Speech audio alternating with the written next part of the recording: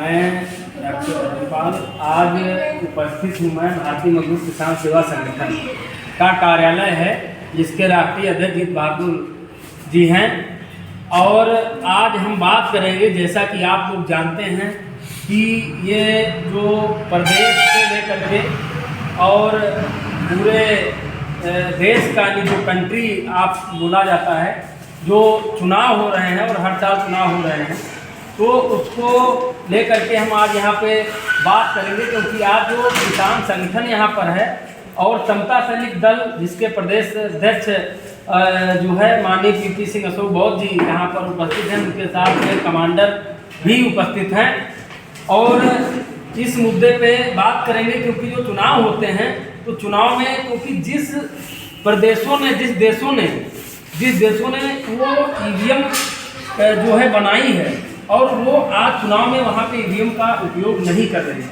और हमारे यहाँ भारत देश में चुनाव जो है ईवीएम से लगातार होते जा रहे हैं, जिससे कुछ हमारी जनता तो कह ही रही है कि ईवीएम हटना चाहिए, साथ में आम आवाज़ जो है पब्लिक का, इसके साथ में जो संगठन हैं वो भी कह रहे हैं। तो इसको लेकर के आज यहाँ पर संगठन ने अपने कार्यालय पे ये बैठक बुलाई है और अपने बैठक बुला करके ये मीडिया के माध्यम से जो चुनाव आयोग है, तो चुनाव आयोग से कहना चाह रहे हैं कि ये जो ईवीएम है ये हटना चाहिए, ये ज़्यादा ठीक रहेगा, बैलेट पेपर से होना चाहिए।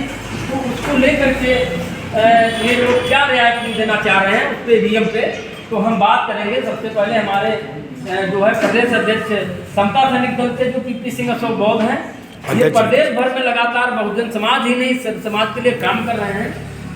और साथ में हमारे राष्ट्रीय अध्यक्ष जीत बहादुर जी हैं, ये जो है भारतीय किसान मजदूर सेवा संगठन के राष्ट्रीय अध्यक्ष हैं। इनका कहना है, क्या कहना है ईवीएम को लेकर के, हम इनसे बात करेंगे कि जो इस मायने में। सर बहुत बहुत स्वागत हमारे चैनल में। आप सभी पत्रकार बंधुओं का बहुत बहुत धन्यवाद। जी सर, अपना पहले परिचय दे दीजिए। मैं आपका भारतीय मजदूर किसान सेवा संगठन का राष्ट्रीय अध्यक्ष जीत बहादुर जी जी कार्यालय यादव चौराहा ये लखनऊ उत्तर प्रदेश जी जी से जुड़े हूँ और नाम हमारा जीत बहादुर है। जी सर, क्या कहना चाहेंगे कि बहुत सारे सवाल उठ रहे हैं, बहुत सारे मीडिया में आ रहे हैं, बहुत सारे आम जनता की जो आवाज़ है उससे आ रहा है, और कई संगठन ऐसे हैं जिनसे आवाज़ आ रहा है कि ईवीएम जिस देश ने बनाया आज उसका उपयोग नहीं कर रहा है। हमारे भारत देश में बराबर ईवीएम का उपयोग हो रहा है, जिससे कुछ लोगों के अंदर वहम है इस चीज़ का, कुछ चुनावी जो राजनीतिक पार्टियां हैं उनका भी है। तो उसके लिए आपने ये जो प्रेस कॉन्फ्रेंस आपने मीडिया के माध्यम से क्या कहना चाहेंगे उसको लेकर के ईवीएम को, कि ये जो चुनाव हो रहा है तो ये बैलेट पेपर से क्या ठीक रहेगा, इसके बारे में आप क्या कहना चाह रहे हैं मीडिया के माध्यम से? देखिए, सबसे पहले तो हम आपको बता दें कि संगठन भारतीय मजदूर किसान सेवा संगठन राजनीतिक है, लेकिन मुद्दों को उठाने के लिए, हर क्षेत्र के मुद्दों को उठाने के लिए बातचीत कर सकता है। जी जी। रही बात ईवीएम की, तो ईवीएम आप इसको देख लीजिए कि जहाँ पर इसकी शुरुआत हुई, जहाँ पे इसकी स्थापना हो, जहाँ पे ईवीएम बना, वहाँ पर इसका कोई इस्तेमाल नहीं। लेकिन जहाँ पर इसकी कोई उत्पत्ति नहीं हुई, कोई स्थापना नहीं हुई, वहाँ पर इसको कायदे से जो है खूब चलाया गया। आप इसी चुनाव में देख लीजिए, अभी जो आपके 5 राज्यों में चुनाव हुआ, राजस्थान में, हरियाणा को जो है मध्य प्रदेश में, इन राज्यों में चुनाव हुए, कितनी बड़ी धांधली हुई। आज से 2 साल पहले जो उत्तर प्रदेश का चुनाव हुआ, इस उत्तर प्रदेश में भी यही जो है मुद्दा उठा था, ईवीएम को लेकर के कितना जो है सरकार को जो है लोगों का शोषण किया गया, जनता का शोषण किया गया। इस शोषण के चलते जो है कभी कभी किसान संगठन के भी मुद्दे उठा रहे, लेकिन अब खुल करके जो है अगर जरूरत पड़ी देश के अंदर, तो हम समस्त किसान संगठनों को लेकर के जो है ईवीएम के पक्ष में विरोध प्रदर्शन करेंगे और उसके बाद निर्वाचन आयोग जाएंगे, और अगर जरूरत पड़े तो भी कोर्ट को भी हम लेके जाएंगे, लेकर के इस मुद्दे को जाएंगे। और हमारे साथ में इसीलिए आज ये जो प्रेस वार्ता की है, इस प्रेस वार्ता के बाद जो है इस 4-5 दिन के बाद मैं उत्तर प्रदेश के जितने भी किसान संगठन हैं उन सभी किसान संगठनों को अवगत करा करके और संगठनों की बैठक को बुला करके मैं आंदोलन करने की तैयारी करूंगा। अगर ईवीएम इस बार ईवीएम से चुनाव होगा तो फिर मैं आंदोलन के लिए जरूर निकलूंगा और ईवीएम से चुनाव ना करके अब बैलेट पेपर में चुनाव हो, क्योंकि बहुत धांधली हो चुकी है और बहुत से चुनावों में धांधली हो चुकी है। इससे जनता जो है परेशान है, आम जनमानस परेशान है, हमारा किसान भाई परेशान है, हमारा मजदूर भाई परेशान है और बेरोजगार आदमी, हर आदमी इससे जो है परेशान हो रहा है। जिसका एक वोट देने वाला व्यक्ति राजा होता है, उस राजा जनता राजा होती है, उसका भी जो है आप समझ लीजिए कि इस तरीके से जो है शोषण किया जा रहा है। इसलिए आने वाले समय में गठन करके जो है कई संगठनों का गठन करके हम आंदोलन की तैयारी करेंगे। तो देखिए, ये राष्ट्रीय अध्यक्ष जीत बहादुर जी जो भारतीय मजदूर सेवा संगठन से, उन्होंने ईवीएम को लेकर के बहुत बड़ा सवाल खड़ा किया है और बहुत ही आक्रोश में है कि ये ईवीएम बैन हो, क्योंकि बहुत ज़्यादा ये आवाज़ आ रही, धांधली हो रही है। तो ये इनका कहना है और ये चुनाव आयोग से क्या अपील करेंगे? चुनाव आयोग से क्या कहना है? चुनाव आयोग से हम यही कहेंगे, चुनाव आयोग को हम ज्ञापन देंगे, कई संगठनों को मिला करके एक लेटर जो है दे करके निर्वाचन आयोग को ज्ञापन देंगे। उसमें बाद जो है राज्यपाल महोदय जी को ज्ञापन देंगे और जो है अगर जरूरत पड़े तो राष्ट्रपति तक भी हम जाएंगे और उस निर्वाचन आयोग के मेन अधिकारियों से मिल करके जो इसका मुख्य निर्वाचन धारक है उनके पास पहुँच करके भी मैं ज्ञापन दूंगा कई संगठनों के माध्यम से। ये देखा आपने राष्ट्रीय अध्यक्ष जी का जो बयान है, ये आ रहा है कि ईवीएम बैन हो, बैलेट पेपर से चुनाव हो, क्योंकि एक लोकतंत्र जो है वो जब तक जो जिसको वोट देता है वो जब तक उसको नहीं पहुंच जाती, नहीं मिल जाती, तब तक वो लोकतंत्र मायने में मजबूत नहीं है।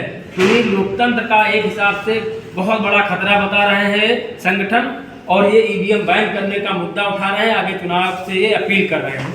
और हम बात करेंगे हमारे साथ में ये किसान संगठन के राष्ट्रीय अध्यक्ष जी हैं, अपना परिचय देंगे। दादा परिचय अपना दीजिए। मेरा नाम एसपी सिद्धार्थ है जी। मैं विभिन्न किसान संगठनों से जुड़ा हूँ जी। इसके अतिरिक्त लोक किसानी देशन का राष्ट्रीय अध्यक्ष। जी जी सर, क्या कहना चाहेंगे? जो ये ईवीएम का बड़ा मुद्दा बहुत दिनों से बनता जा रहा है, कई चुनाव में हर बार ये मुद्दा उछल के आता है कि जहाँ देशों में इसका निर्माण हुआ वहाँ पे आज उसका यूज नहीं है, बल्कि भारत में बराबर यूज हो रहा है। लोग विरोध भी कर रहे हैं, लेकिन उस पर जो है बैन नहीं लग रहा है। आक्रोश हो रहे हैं लोग कि लोकतंत्र नहीं बच पा रहा है। तो इसको लेकर के आज ये जो संगठन है वो आप भी मौजूद है, तो आप क्या कहना चाहेंगे? माननीय राष्ट्रीय अध्यक्ष जीत बहादुर यादव जी ने अभी समाज का चौथा स्तंभ मीडिया के समक्ष अपने बात रखी कि जहां पर ईवीएम का निर्माण हुआ उन्होंने तो बहिष्कार कर दिया, लेकिन ये केंद्र सरकार की कौन सी मजबूरी है कि ईवीएम को अपने गले में लटकाए हुए माला की पिरो कर घूमने का प्रयास कर रही, जबकि विपक्षी दल, क्षेत्रीय दल की नहीं, विपक्षी दल जो राष्ट्रीय दल है, कांग्रेस पार्टी जैसे लोग, बड़े बड़े राजनीतिक दल के लोग और यहाँ का जनमानस पटल जिसको लोकतंत्र कहा जाता है, और आजाद भारत में लोकतंत्र की पूजा की जाती है, उस लोकतंत्र की हत्या करके भारतीय जनता पार्टी के नुमाइंदे जिनको हम ही ने नियुक्त किया है, वो लोकतंत्र की हत्या करके अगर ईवीएम इस देश में लाते हैं, तो हमारे माननीय राष्ट्रीय अध्यक्ष जीत बहादुर जी ने कहा कि 5 तारीख के बाद जितने किसान यूनियन हैं, जनवादी सोच के लोग हैं, जो लोकतंत्र की हत्या ना हो उसको बचाना चाहते हैं, उनकी हम मीटिंग करेंगे। मीटिंग करने के बाद ठोस निर्णय लेंगे और ईवीएम है इससे चुनाव ना हो, इस परिप्रेक्ष्य में माननीय राज्यपाल महोदया से मिलेंगे, निर्वाचन आयोग से मिलेंगे, और अगर निर्वाचन आयोग ईवीएम को संपूर्ण बंद नहीं करती है तो हम सड़क पर उतरने की तो बात छोड़ दीजिए। ये लोकतंत्र की रक्षा के लिए आवश्यकता पड़ी तो किसान यूनियन जनवादी संगठन के लोग अपनी शहादत भी दे देंगे, लेकिन ईवीएम 2024 में चालू नहीं होने देंगे। जी बहुत बहुत, ये जो आपने सवाल का जवाब दिया है वो लोकतंत्र के मायने में बहुत ही भूमिका निभाने वाला आपने जवाब दिया है कि ये जो लोकतंत्र है खतरे में है। अगर ये ईवीएम लगातार चलता रहा तो ये किसान संगठनों के जो पुराने बड़े बड़े किसान नेता हैं, गरीबों के नेता हैं, इनको एक अनुभवी है, इतना अनुभव है कि जो देश में निर्माण किया है ईवीएम का, आज वो इसका यूज नहीं ले रही है, यूज नहीं कर रही है। हमारे देश में बराबर ईवीएम का यूज हो रहा है, जिससे लोकतंत्र की हत्या बताई जा रही है। तो राष्ट्रीय अध्यक्ष जी का कहना है। एक चीज और मैं कहना, जी दादा, और क्या कहना चाहेंगे आप, बताइए। लोकतंत्र में जो सरकार हम लोगों ने बनाई थी जी, लोग लुभावने जो सपने दिखाए थे कि सोने की चिड़िया बना देंगे और प्रत्येक व्यक्ति के खाते में 15 लाख रुपए दे देंगे, हम तो छलावा में आ गए। अब सवाल ये खड़ा हुआ कि 5 किलो राशन तो आपने दे दिया इस बात के लिए कि हमको खाने के लिए दिया है कि बाजारों में विक्रय करने के लिए दिया है।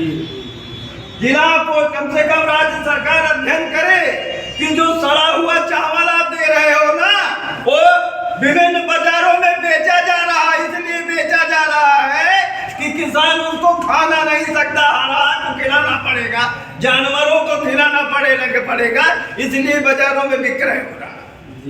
अरे विधायिका की तो आपने हत्या कर दी, कार्यपालिका की हत्या कर दी, और बताएं भाई साहब, एक काम इन्होंने बेहतर कर दिया।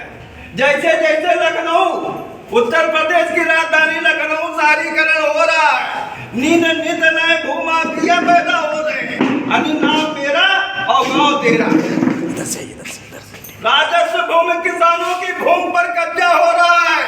अरे अगर वास्तव में लोकतंत्र के पुजारी हो तो इस सवाल पे तो कम से कम आवाज उठा के दिखाइए। नारी की लज्जा लुटती सत्ता के गलियारों में, और आप गोंडा केजरीवाल के सांसद हैं, उनको तो देख लीजिए। अगर तुम्हारा लहू सफेद नहीं हो गया है, अगर लोकतंत्र के रक्षक हो, तो कम से कम ये जो संसद भवन में लोगों की सदस्यता समाप्त करने की बात कर रहे हो, इस सवाल पे तो बात करो। आप भूख के सवाल पे बात नहीं करना चाहते, और नारी उत्पीड़न के सवाल पे बात नहीं करना चाहते, राजस्व भूमि के सवाल पे बात नहीं करना चाहते। वो कौन सी ऐसी मजबूरी है कि ये भी लागू करना ही चाहते हो? इससे साफ आपने प्रमाण पत्र घोषित कर दिया है। इसीलिए तो आपने कहा कि 70 साल में कांग्रेस ने हुकूमत किया और 50 साल तक हम हुकूमत करेंगे, इसलिए कि आपको ईवीएम पे नाज हो गया है, दम हो गया है कि ईवीएम के बल पर 50 साल तक हुकूमत करेंगे।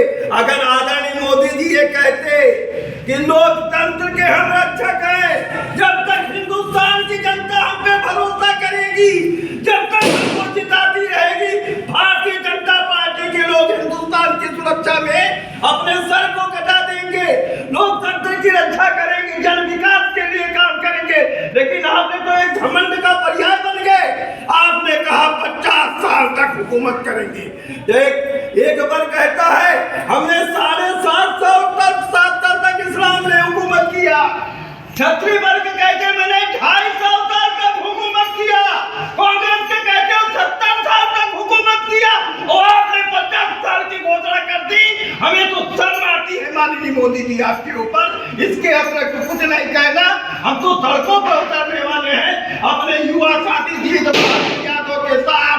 हम तन मन धन से इंकलाब का नारा लगाएंगे, लखनऊ की सड़कों पर अपनी शहादत देने के लिए तैयार है। हम राष्ट्रपिता महात्मा गांधी के पद चिन्ह पर चलने वाले हैं, लेकिन अमर शहीद भगत सिंह को नहीं भूले, चंद्रशेखर आजाद को नहीं भूले, और ठाकुर को नहीं भूले। अब्दुल हमीद तो नहीं बोले इंकलाब का नारा बुलंद करना जानते हैं, अपना लहू बहाना जानते हैं, इसके अतिरिक्त कुछ कहना नहीं चाहिए। मैं तो ललकारता हूँ अपने छोटे भाई को, आपने साहस किया है ईवीएम के विरुद्ध आवाज उठाने के लिए। मैं भारतीय मजदूर किसान संगठन सेवा संगठन के कार्यकर्ताओं को, उनके सेनानियों को मैं धन्यवाद प्रेषित करता हूँ, आभार व्यक्त करता हूँ।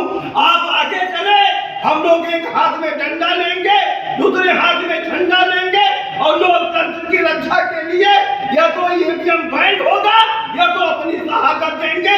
जय हिंद, जय भारत, जय जवान, जय किसान। ईवीएम बैन करो, लोकतंत्र खतरे में। बहुत कर ली तुमने तानाशाही, ऐसा आप लोगों ने देखा। कितने किसान जो राष्ट्रीय अध्यक्ष हैं उन्होंने बहुत आक्रोश जताया ईवीएम को लेकर के, और ईवीएम बैन करने के लिए सवाल ही नहीं बल्कि सड़कों पे उतरने का। आज उन्होंने ये बयान दे दिया कि आने वाले समय में अगर ईवीएम बैन नहीं होता तो हम लोग सवाल खड़ा कर देंगे कि ये लोकतंत्र की हत्या है। साथियों, और आइए अब बात करेंगे हम, डॉक्टर मलखान सिंह जी यहाँ पर मौजूद हैं और उनका कुछ क्या कहना है, क्योंकि कई संगठन आप लगातार देख रहे हैं, आप यहाँ पर कई संगठन के राष्ट्रीय अध्यक्ष, साथियों प्रदेश अध्यक्ष की बात सुन लीजिए, कई संगठन के राष्ट्रीय अध्यक्ष यहाँ पर ईवीएम को लेकर के बहुत बड़ा सवाल खड़ा कर दिए हैं। और उस मुद्दे को माननीय जो है निर्वाचन आयोग और राष्ट्रपति महोदय, राज्यपाल महोदय सबसे ये अपील कर रहे हैं, अगर ये नहीं हुआ तो सड़कों पे उतरने का काम करेंगे। आइए डॉक्टर मलखान से जानते हैं। सर, आपका स्वागत है हमारे चैनल में। क्या कहना चाहेंगे आप इस जो ईवीएम का मुद्दा है? पहले तो मैं अपना जी परिचय आप दीजिए। डॉक्टर मलखान सिंह जो है एक राजनीतिक संगठन है, किसान सेना निर्दल, राजनीतिक नहीं राजनीतिक। अभी जितने भी किसान यूनियन हैं उनकी सीमाएं क्या है, उनकी रजिस्ट्रेशन की सीमाएं हैं कि वो अराजनीतिक ही रजिस्टर्ड होते हैं, उनकी सीमाएं, क्योंकि वो कोई राजनीतिक पहलू पर नहीं लड़ सकते। लेकिन ऐसा नहीं है, जब राजनीति हमारा अधिकार है, जन्मसिद्ध अधिकार है, संवैधानिक अधिकार है, तो उसे बोलने का तो हक ही है। इस आधार पर हमने सारी यूनियनें हैं जो इंडिया में, उनका कोऑर्डिनेशन करके एक किसान सेना बनाई है, जिसमें बहुत सारी किसान यूनियनें हैं, मजदूर यूनियनें हैं, बेरोजगार यूनियन हैं, महिला यूनियनें हैं।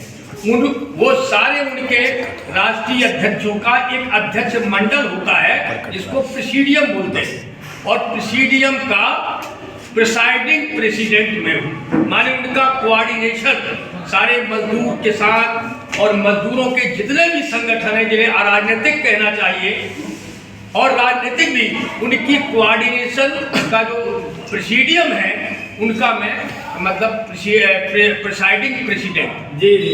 तो इस नाते मेरा फर्ज बनता है कि मैं सारे अपने लश्कर को लेकर के, सारी किसान सेना को लेकर के मैं इस महत्वपूर्ण राजनीतिक सवाल पर जनता के आवाज को हम बुलंद करने के लिए, जनता के मंसूबों को पूरा करने के लिए हम जमीन पर उतरे, धरती पर उतरे। जी जी सर। सवाल मैं ये रखना चाहता हूँ कि ये सवाल क्यों खड़ा हुआ।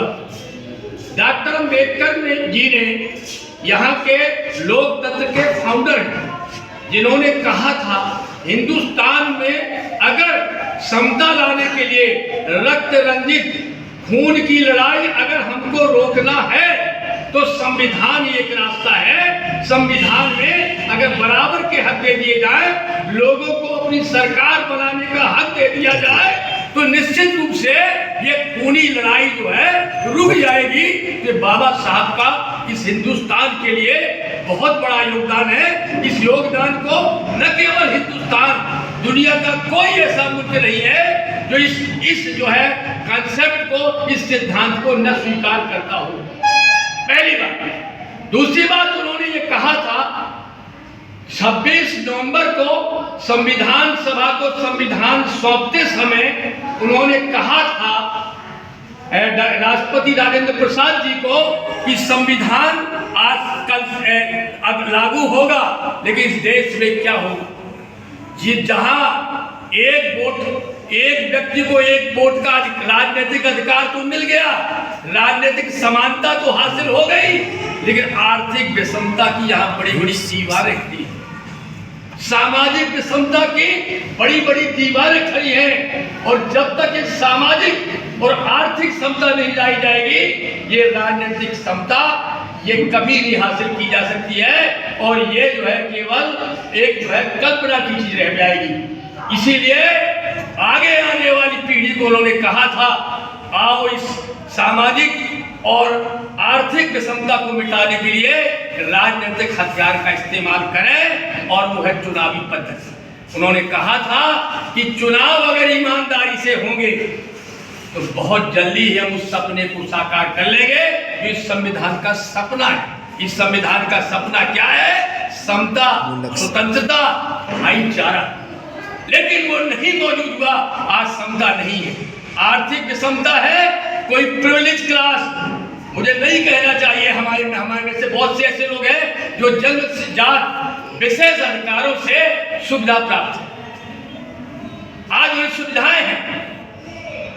जैसे मैं उदाहरण दे रहा हूं कि कितना भी दलित वर्ग का व्यक्ति वेद वेदांत का विद्वान क्यों ना हो, वेद में कितना भी जानता हो, क्या उसे उपदेश देने का, क्या उसे मंदिर में पूजा करने का या मंदिर का ट्रस्टी होने का अधिकार है?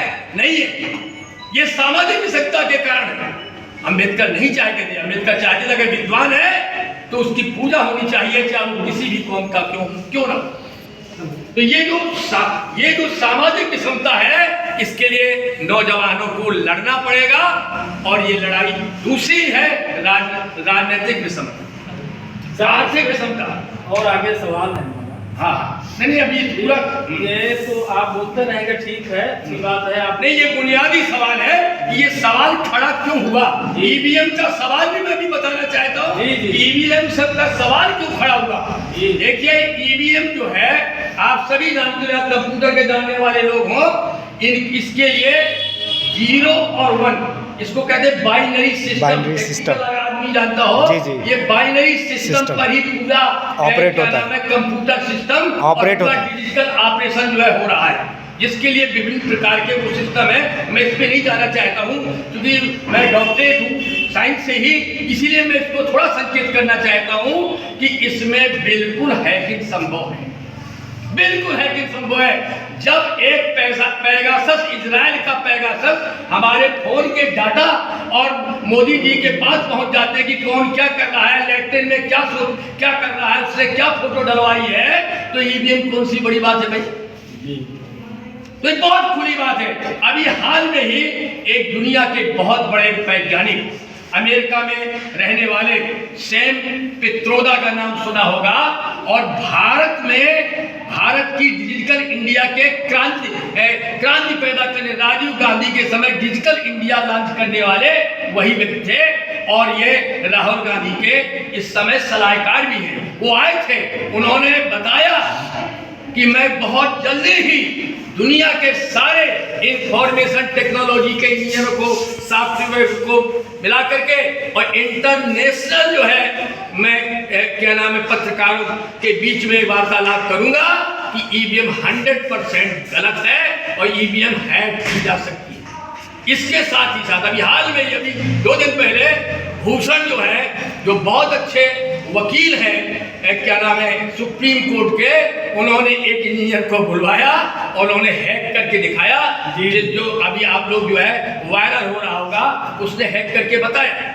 और जब ये हैक कब से होने लगा ये भी बता दूं, 2014 के पहले इसमें बीपीटी मशीन नहीं होती, बीपीटी जो है मशीन नहीं हो लगा करती थी, और ये आपके समझाने के लिए, बेवकूफ बनाने के लिए कि साहब आप जहां वोट डाल रहे हैं आपको दिखाई देता है कि आपका वोट वहीं जा रहा है। यही सबसे बड़ा धोखा है, क्योंकि यहाँ सॉफ्टवेयर लगा होता है, चिप लगी होती है, और जहाँ सॉफ्टवेयर है वही जो है क्या नाम है, बाहर से हैकिंग, बाहर से मैनिपुलेटिंग संभव। जी सर, क्या कहना चाहेंगे? मैं कहना ये कि अगर इसकी जगह जो ये सवाल खड़ा हुआ है और लोगों के अंदर ये, क्योंकि बार बार जो है ये मुद्दा उठ रहा है तो कहीं ना कहीं तो इसमें क्या लोकतंत्र को बचाने के लिए ये संगठन जब सड़कों पर उतर रहा है, इसके लिए बैलेट पेपर के अलावा जी कोई विकल्प नहीं है। जी। बैलेट पेपर आदमी अपने सामने मोहर लगाता है और डब्बे में डालता है,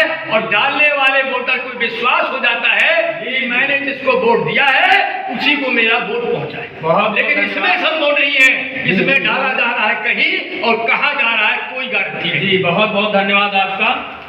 जो है डॉक्टर मलखान जी ने बताया कि मैं एक और बता दूं थोड़ा, 2 ईवीएम से हैकिंग संभव है, ईवीएम से हैकिंग संभव है, 2 मिनट और वो बैलेट पेपर 2 मिनट में, ये 2 मिनट से ज्यादा नहीं लूंगा। जी, जी। मैं चूंकि मेरे साथ में समता सैनिक दल के मतलब प्रदेश अध्यक्ष मौजूद हैं, और हम लोग जिस कारवा को लेकर इंडिया में जा रहे हैं, डॉक्टर अंबेडकर जी ने 1924 में जो समता सैनिक दल बनाया था, और उस समता कैसे लाई जाए उसका एक कहने का मतलब मिलिट्री हिस्सा आप ऑर्गेनाइज कर रहे हैं, जिसके आप प्रदेशीय अध्यक्ष हैं। और कोई भी क्रांति मिलिट्री और मिलिशिया के बगैर नहीं पूरी होती। मिलिशिया का मतलब है जनता से लड़ाकू लोग तैयार किए जाए, वो मिलिशिया कहलाती है। जितनी भी क्रांतियां हुई है पूरे विश्व की, वो मिलिशिया और मिलिट्री के बगैर संभव नहीं होती है।